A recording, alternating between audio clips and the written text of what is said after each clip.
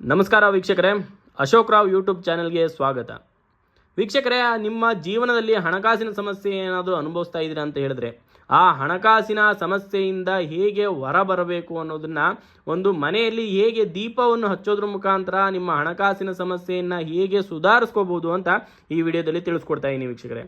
ಅದಕ್ಕೂ ಮುನ್ನ ವೀಕ್ಷಕರೇ, ನೀವು ಇನ್ನೂ ನಮ್ಮ ಚಾನೆಲ್ಗೆ ಸಬ್ಸ್ಕ್ರೈಬ್ ಆಗಿಲ್ಲ ಅಂದರೆ ಈ ಕೂಡಲೇ ಸಬ್ಸ್ಕ್ರೈಬ್ ಆಗಿ. ನಿಮ್ಮ ಹಲವಾರು ಸಮಸ್ಯೆ ಏನೇ ಇದ್ದರೂ ಪರಿಹಾರವನ್ನು ತಿಳ್ಕೋಬೇಕು ಅಂತ ಇದ್ದರೆ ಡಿಸ್ಪ್ಲೇಲಿ ಕಾಣ್ತಿರುವಂಥ ನನ್ನ ನಂಬರ್ಗೆ ಕರೆ ಮಾಡ್ಬೋದು.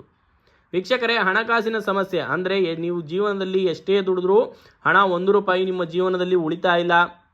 ಯಾವುದೇ ರೀತಿಯಲ್ಲಿ ಒಂದು ಸಾಲ ಸುಧಾರಿಸೋದಕ್ಕಾಗ್ತಾ ಇಲ್ಲ.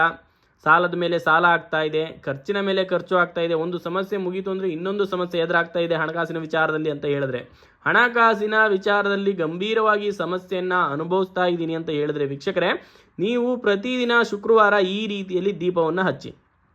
ಏನು ಮಾಡಬೇಕು, ಮಣ್ಣಿನ ದೀಪವನ್ನೇ ತಗೊಳ್ಳಿ. ಯಾವುದೇ ಆಡಂಬರ ದೀಪ ಏನು ಅವಶ್ಯಕತೆ ಇಲ್ಲ ಇದಕ್ಕೆ.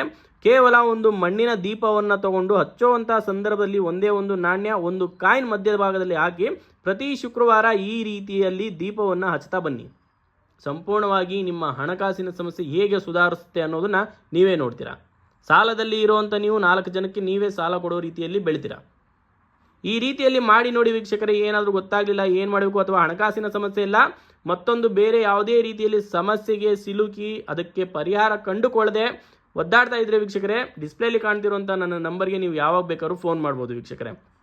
ಕೇವಲ ಹಣಕಾಸಿನ ವಿಚಾರ ಅಲ್ಲ, ಸತಿಪತಿ ಕಲಹ ಆಗಿರ್ಬೋದು, ದಾಂಪತ್ಯ ಜೀವನದಲ್ಲಿ ಕಲಹ ಆಗಿರ್ಬೋದು, ಅಥವಾ ಅಂದುಕೊಂಡಂಥ ಮದುವೆ ಆಗ್ತಾ ಇಲ್ಲ, ಹಾಗೆ ವಿಚಾರದಲ್ಲಿ ಕೋರ್ಟ್ ವಿಚಾರ ಆಗಿರ್ಬೋದು, ಸಂತಾನ ವಿಚಾರದಲ್ಲಾಗಿರ್ಬೋದು, ವ್ಯಾಪಾರ ವ್ಯವಹಾರ ವಿಚಾರದಲ್ಲಾಗಿರ್ಬೋದು, ಶತ್ರುನಾಶ ಆಗಿರ್ಬೋದು, ವಶೀಕರಣ ಆಗಿರ್ಬೋದು, ಹೀಗೆ ಸಮಸ್ಯೆ ಒಂದಲ್ಲ ಎರಡಲ್ಲ ನಾನಾ ರೀತಿಯಲ್ಲಿ ಸಮಸ್ಯೆಯಿಂದ ಒದ್ದಾಡ್ತಾ ಇದ್ದೀನಿ ಅಂತ ಹೇಳಿದ್ರೆ ವೀಕ್ಷಕರೇ, ಡಿಸ್ಪ್ಲೇಯಲ್ಲಿ ಕಾಣ್ತಿರುವಂಥ ನನ್ನ ನಂಬರ್ಗೆ ಈ ಕೂಡಲೇ ಕರೆ ಮಾಡಿ ಅಂತ ಹೇಳ್ತಾ ಈ ವಿಡಿಯೋನ ಮುಗಿಸ್ತಾ ಇದ್ದೀನಿ ವೀಕ್ಷಕರೇ. ನಮಸ್ತೆ, ಶುಭವಾಗಲಿ.